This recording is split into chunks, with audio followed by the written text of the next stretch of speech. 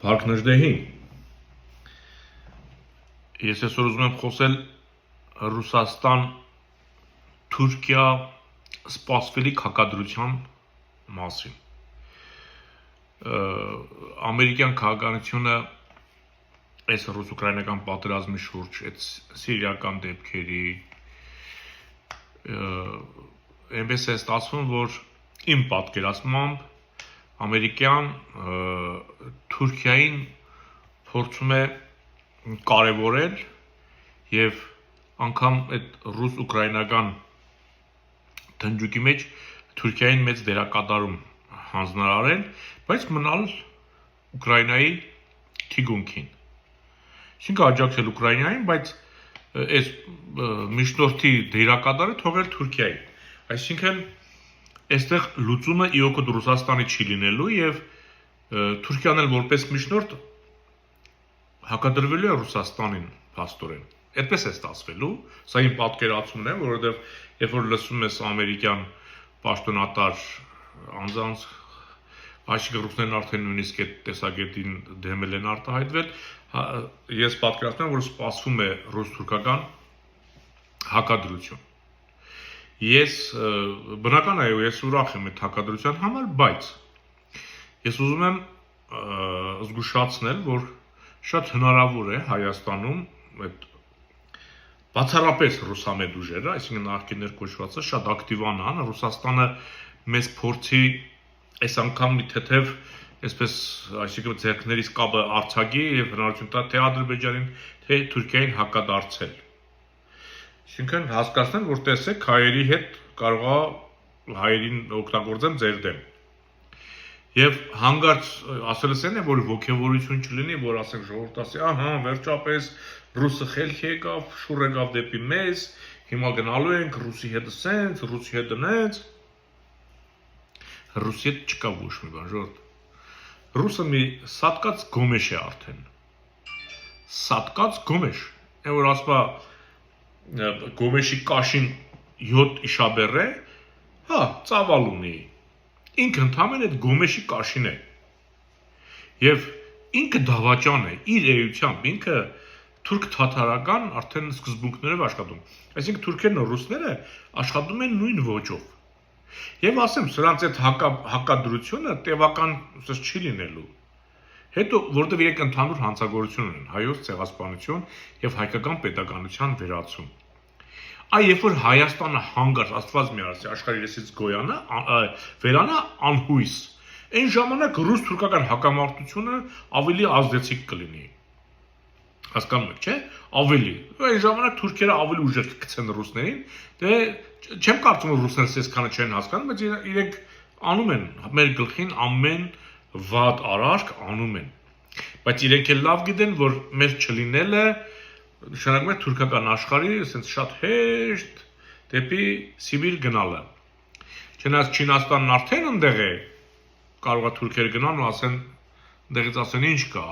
այս ինչի եք եկել։ Բայց այնուամենայնիվ։ Հիմա ես ինչի եմ այսքան ասում, որ հանգարց չոգևորվեք, ասեք, ահա, Ռուսիան միևնույն է, ռուսը մեզ լավ տեղ չի տանելու, նորից օգտագործելու է։ Ինչպես օգտագործեց առաջին համաշխարհային ժամանակ, ինչպես երկրորդ համաշխարհային ժամանակ այդքան հայ զինվոր ու գեներալ ու մարշալ ենք տվել, որ չգիտեմ, ոչ վրացիները մարշալ ունեն, ոչ ադրբեջանցիները ունեն, չգիտեմ, դրանք քանի գեներալ ունեն առհասարակ։ Հասկանում եք։ Իսկ մենք ունեցել ենք 5 մարշալ։ Սերգեյ Աղանովի մասին որից մեկը չի խոսում։ Մենք խոսում ենք Բաղրամյան, Բաբաջանյան, Իսակով, Խամփերյանց։ Չէ՞։ Ասում ենք 4 մարշալ ունենք, բայց մենք ունենք նաև Սերգեյ Աղանով, ինժեներական զորքերի մարշալ։ Այսինքն մենք 5 մարշալ ենք տվել սովետին։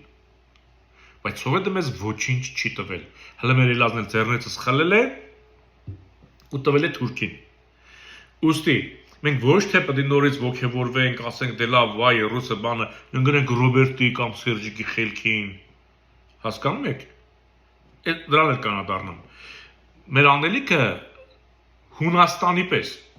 Դες Հունաստանը քաղաքակիրթ աշխարհի հետ է, Եվրամիության անդամ է, ՆԱՏՕ-ի անդամ է, չէ՞։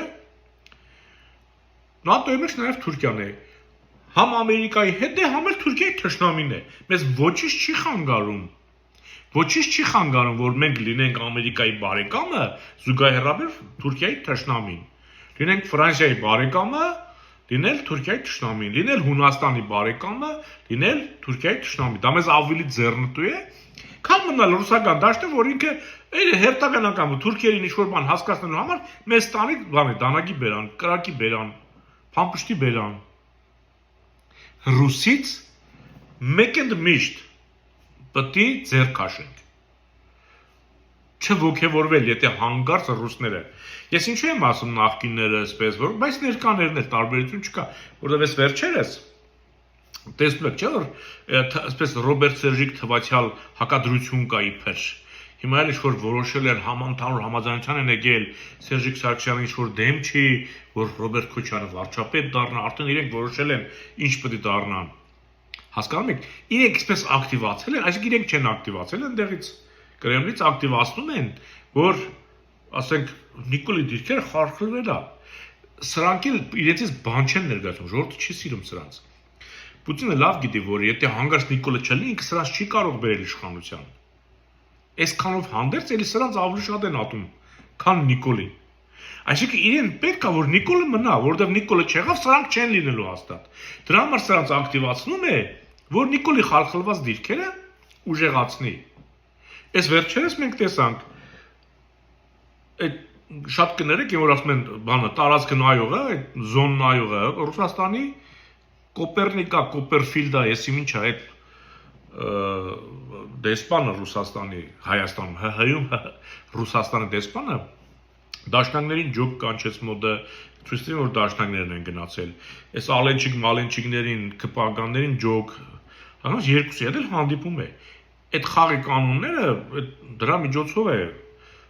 ինձ թվում է այդ Կրեմլից, դրա միջոցով է այստեղ ձևավորվում այդ խաղը, այդ խաղի կանոնները։ Այնպես որ, ասենք, չմտածեք, որ Նիկոլը հակառուս է, կամ եսիմ նայել է գնում հանձնարարությունը ստանում այնտեղ ալենչիկները, դաշնակներն են գնում հանձնարարությունը ստանում, մնացածն են գնում, ու էլի մնում է հայ ժողովուրդը մենակ, սասնածրերն էլ բանդերում։ Սասնածրերը ոչ Կրեմլի դուռ են գնում, ոչ Թուրքիայի դուռ են գնում, կամ մի մասը բանդերում էր, մի մասը անտարբերության մատնված, քոպես հայ ժողովուրդ։ Ես ինչի եմ քեզ ասում, որ հասկանաս հույսը դու ում վրա պետք է դնես։ Դու մի պետք է արդեն բանդի դռները ջարդած ու վարուժանին ու մնացած սասնածրերին ազատած լինեիր։ Ոչ թե հանգիստ նստես, ասես դե լավ է, հարմարվենք։ Ապստամբություն լինելու է։ Չգայթակղվեք ռուսի հանգարց։ Ուղղակի շատ կարճաժամկետ վերաբերմունք կարող է ցույց տալ։